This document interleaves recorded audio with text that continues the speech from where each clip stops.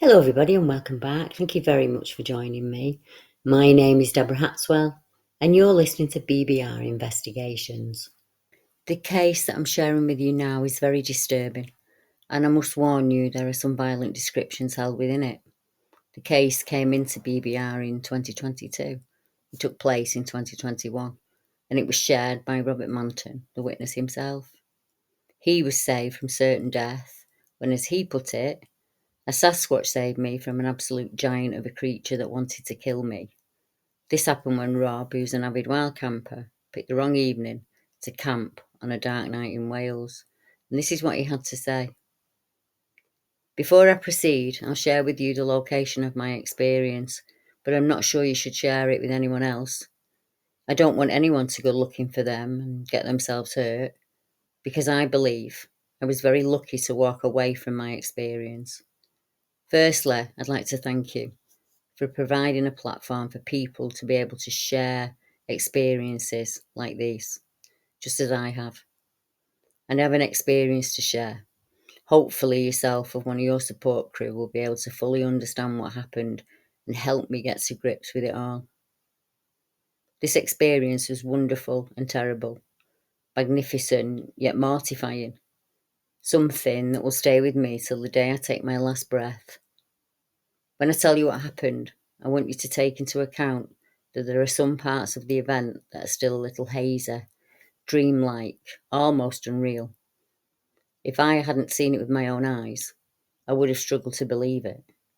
But I'll try my best to express what I saw, how I felt, and what transpired. It all happened on the second weekend of April 2021. After a tough lockdown due to the pandemic, I'd made plans with a close friend to go hiking in some of Wales's most beautiful mountains and forests, just for a couple of days. After being locked down for so long, it felt like we were celebrating our newfound freedom. Anyway, the day we were due to set off, my friend cancelled on me because he felt unwell and he was worried about the virus. I still didn't want to miss out on all that freedom, so I decided I'd still go on my own. But I thought I'd only stay over for one night. I figured there would be plenty of other people out there, as there are some good biking trails and hiking routes. So with everything packed in my rucksack, I was on my way. It turns out that it isn't as touristy as I thought. I was kind of happy about that, if I'm honest. Late that day upon my arrival, I checked out the visitor centre. I made sure I had a trail map and such. With one final check through the rucksack, I decided I had everything I needed and I set off. A big smile going from ear to ear. I was really happy. The day passed by leisurely. The scenery was breathtaking. I saw waterfalls and wildflowers, and sweet yet musky smell was filled the air, and it was fantastic. My senses were alive and popping. I felt great. When I think about things now, I'm sure I brought about what happened on myself. In all honesty, I really didn't want to stay at a campsite, so I was being a little naughty when I decided to set up camp deep in the forest along the hillside. At the time, it seemed like a great idea. Would I do it again with what I know? No. But at the time, I had no idea what was to come. I remember at that moment, I was just really happy to be where I was. I started to search for a clearing so I could set up my tent. Somewhere suitable to light a small controlled fire to warm some food, make some cocoa. Everything was going perfectly. I even revisited a childhood treat of marshmallows, roasted on a stick on the fire. I spent most of the evening reminiscent of the past, thinking back on times in my life, recalling my childhood's greatest moments, remembering my first love, my first job. It was a nice evening remembering. I was really happy, more so than I'd been for quite a while, if I'm truthful. Through the evening, I could hear noises around me, cracking of twigs, rustling. There was quite a bit of noise, really. I just thought it was down to the rabbit, the deer, or some other woodland creature. I sat up from next to the fire and I started to sip some water over it to put it out before I went to sleep. Safety first, as always. As I started to pour the water on the fire, I had a strange sensation wash over me, a warning feeling that I shouldn't be putting that fire out, that it was such a pretty thing. As the fire went out, for no reason I could think of, I became filled with sorrow and sadness. I couldn't understand this at all. Why was I feeling like this? Then, out of nowhere, I suddenly became very calm, like a reassuring thought had been placed in my mind. Be still, be calm, you're safe. That rolled around my mind continuously. But somehow I knew these thoughts were not mine. They were not my thoughts. I wanted to run. Something wasn't right with this situation, but I couldn't move. I was rooted to the spot. I'm really starting to panic now. And suddenly these thoughts have become questions. Why did you put the pretty fire out? Why are you here? And these questions rolled around in my mind, invading me from many angles. What came next made me near enough mess myself. Whatever this voice was coming from, it said, but not with words, "You're okay, little one. You're safe. We'll watch over you. We'll keep you safe. We can see your soul, so we'll protect you from the bad one. You're safe." Strangely enough, I began to feel calm again. I felt safe. I started to think I was having a mental episode of some kind. "Little one, be still. The bad one watches you, but we'll keep you safe." Those words rolled around and round in my head. I started to feel scared again now. The warm feelings had gone. I suddenly started to frantically pack up my gear and my belongings, and I'm telling myself, I'm out of here. And suddenly, from nowhere, I start to feel weak. My head's spinning. I keep falling to my knees. I remember holding my head, feeling a pressure I would have sworn was going to make my head explode. I felt sick. Something wasn't right with all of this. Something wasn't right with me now. Out of nowhere, this low, deep, vibrating rumble came from my 6 o'clock position. The grumbling sound was growing stronger and louder with every second. This sound was crippling me somehow. I had no strength. I thought I was going to die then and there. And somehow, over the top of the rumbling and vibrating sound, I could just make out, "Run, little one, please run. Please go, go, go. Run, run, run." It was impossible to follow these requests. I couldn't move any part of my body.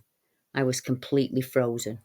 I tried to stand up. I got halfway up when, boom, I was knocked completely off my feet again. I was sent sprawling, God knows how far. But if I had to guess, I'd say I was shoved at least 10 feet away from where I'd been.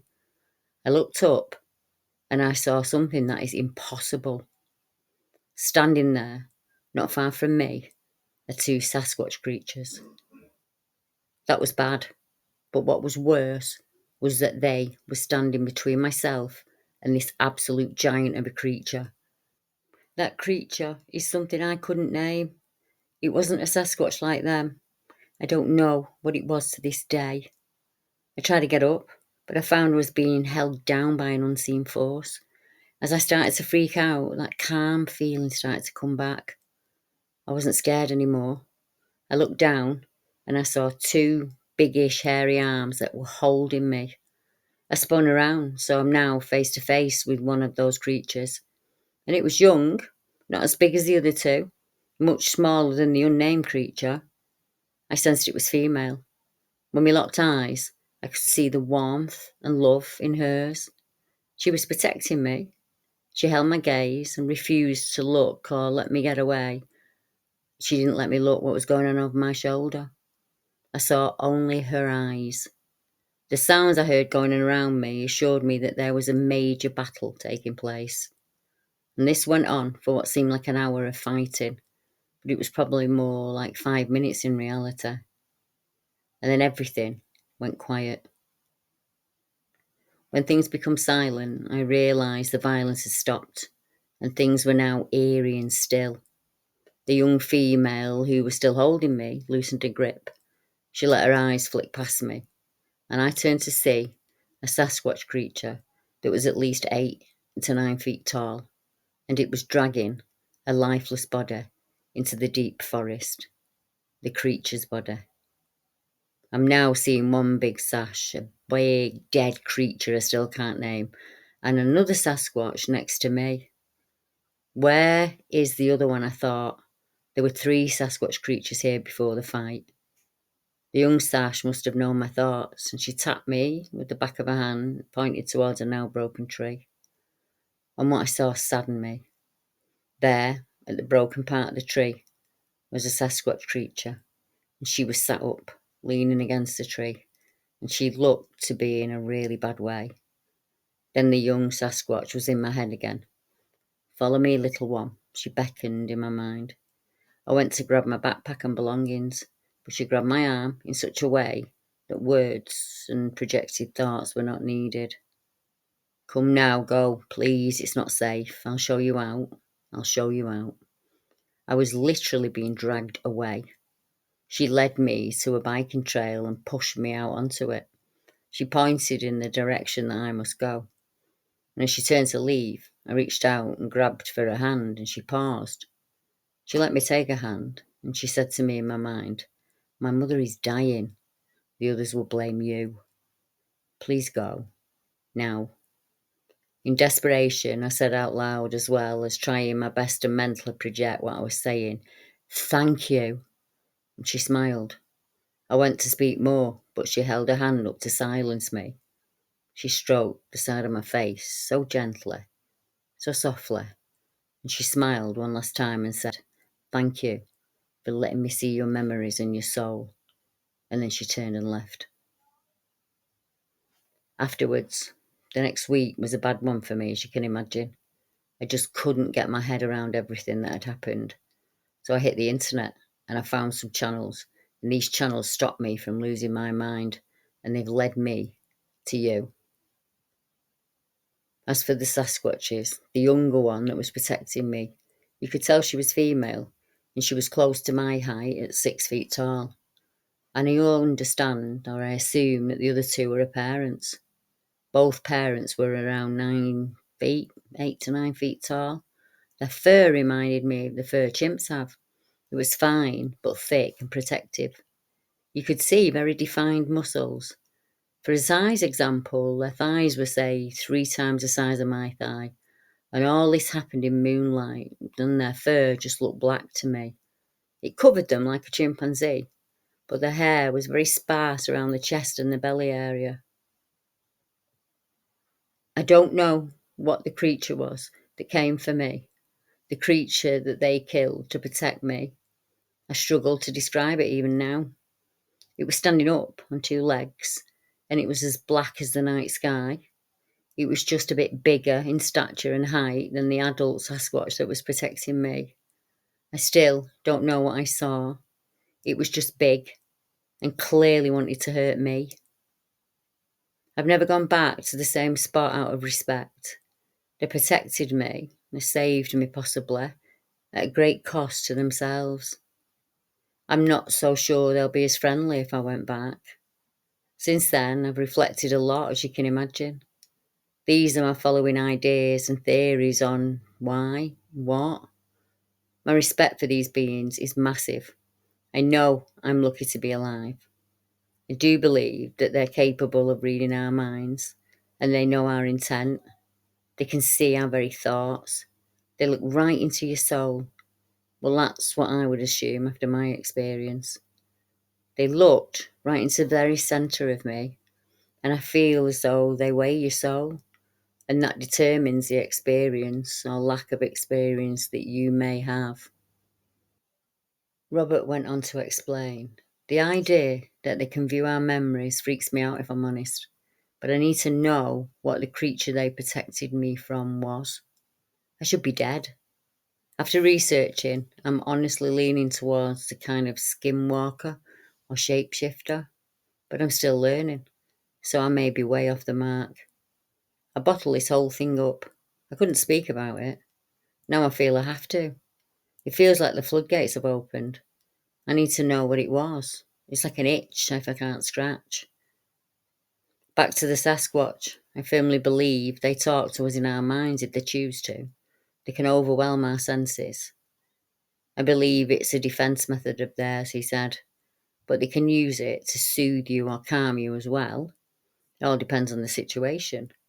But they're not the only beings out there. It's a weird feeling to know that a soul can be seen. Well, I say that, but I've been told in the past that humans have an aura around them, a colour. Maybe that's what they see, and use to judge us accordingly. And for them to see my memories, they might be able to see what our minds see when we think and we reminisce. I'm thinking that because I was thinking about my past while they were watching me. They could sense it, and in turn, have a way of understanding it. A way of understanding my memories, I mean. I'm not saying they watch my memories, but they might interpret the feeling within them, maybe. They're very special. Very special. Robert said, the creature that came for me was around 10 to 12 feet in height. I'm guessing, as I have no way of knowing for sure. It had 2 legs, 2 arms, and it was hairy, but only to a point. It had short hair on its back and its legs, with no hair at all on its arms. Its eyes were a kind of green that I've never seen before. It had big eyes that were deeply set, a very prominent jawline. It was very square. Its nose was more of a bump with 2 gaping holes for nostrils. I couldn't see any ears whatsoever. Its hands were very human-like, but they were very long too. To the point it looked wrong and out of proportion, if you get what I mean. Its feet were massive, and the nail on the big toe was big, almost like a weapon. From what I've heard about Dogman and werewolves, it's not that. It had no snout, or dog's ears of any kind. Nothing about it was dog-related. That's my experience, and I feel a little bit stupid sending this. Well, embarrassed, really. At the start of the year, I would never have believed anything like this was possible. And now, I've seen them for myself. I can't deny it. I got back to this witness, obviously, and there was a bit of an update. He said, thank you ever so much for getting back to me. Just having someone that believes me and confirms I'm not going mad means so much. I was thinking about staying anonymous, but if I did, I feel I'd be doing my experience an injustice. Something special happened. Something that's not only happened to myself but others. They are brave enough to come forward, lay themselves bare and speak without fear. If I stayed anonymous, I'd be doing them an injustice too. So feel free to use my name. You asked me, Deb, if I want to see them again, and I feel like the answer should be no. But something inside of me yearns to see them again. I can't explain it, but I know I'm probably not welcome there. That something could happen to me if I did go. I still dream of the one that was badly hurt. I hear the screams, the shouts, the thuds. I can feel the young one holding me tight, shielding me. I try to picture the horrible creature, but my mind won't allow me to. I get a faint picture in my mind, and as quick as it's there, it's gone again. I started to wonder if something was done to me in order to make me forget the creature and what it looked like. I don't know for sure. It's just a thought that crossed my mind. Maybe in the future we will revisit the place and try and give thanks to something. When I say this next thing, please don't think I'm insane, but I think the young one visits my dreams. I'll wake up from my dream I don't remember, but I can still smell her, like she was in the room with me. Obviously, there's no one in the room with me, but the sensation feels so real. There's so much more to say, to unravel, to understand. I'd be very grateful for help in getting it out of my head, to make sense of it all. Did I do something wrong? Am I to blame for what happened? So many questions fly around my mind. I'm sure you understand that. The whole thing has made me question the world we live in. Like you say, if we share this, someone else might come forward. They might have had similar experiences, and fingers crossed around the same location as mine. Since I've been researching, I heard about an experience, location excluded, but it was experienced by a physicist. Some of the things he described were very similar, but his experience was a good one. I wonder if it's the same location. I think when I found you, I thought you had this magic wand of truth and knowledge, and all the answers to the questions I have. That wasn't fair of me. I'm sorry. I wonder if there are any groups you could point me in the direction of, as I'd love to be able to speak with others who were blessed or burdened with an encounter. I feel I'm becoming a little obsessive, if I'm honest, in my search to find answers, to the point I'm actually thinking of going back. Not because I want proof or validation. I can't describe it. It's like something calling from the back of my mind. So I think I'm going to go back at some point for certain. I did recently get in touch with Robert to see how he was going and if there'd been any updates. And of course, if I hear back from him, I'll let you know straight away. It must have been awful for him to be in that situation. And how must he feel now, when the urge to itchy feet, as I call it, come to wander the woods? That's always going to be in the back of his mind. He's always going to be thinking about that encounter. It's a really hard line to walk, but he has to. He has no choice in it, like me and the others. You don't ask to see what you see, but you see it. Until next time, I'll bring you some more cases very soon.